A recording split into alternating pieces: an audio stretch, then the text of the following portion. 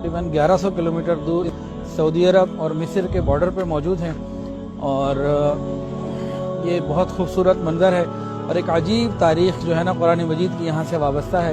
وہ سامنے جو پہاڑ ہے وہ مصر کے ہیں، جہاں ایک زمانے میں فرعون کی حکومت تھی، اور حضرت موسیٰ علیہ السلام اپنے ساتھیوں کو، اپنی قوم کو، بنی اسرائیل کو لے کے یہاں سے نکلے ہیں، تو راستے سے ہٹ کے ایسی جگہ پہنچ گئے کہ آگے سمندر تھا اور ادھر پیچھے سے فرعون کی جو ہے نا لشکر بھی آ گیا، فرعون بھی آ گیا۔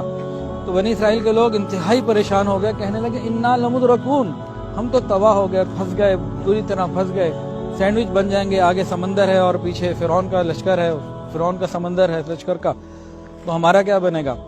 جیسے ہی یہ بات انہوں نے کہی تو حضرت موسیٰ علیہ السلام کی یقین بھری آواز بلند ہوئی، کلا، ہرگز نہیں، ان معی ربی سیہدین، میرا پروردگار میری مدد کرے گا۔ پھر اللہ رب العزت کا حکم آیا، فاضرب بعصاک البحر، حضرت موسیٰ علیہ السلام کے پاس ایک لاٹھی تھی، حکم آیا اس لاٹھی کو سمندر کے اوپر مارو۔ پھر اللہ رب العزت نے سمندر میں 12 راستے بنا دیے، جو قوم آسانی کے ساتھ گزر کے پھر یہاں آ گئی۔ یہ ایک راستہ سامنے آ رہا ہے، ابھی ہم انشاءاللہ اس میں اندر جائیں گے تھوڑی دیر بعد، تو یہاں سے پھر یہ لوگ آگے گزر گئے، تو پوری قوم یہاں آئی۔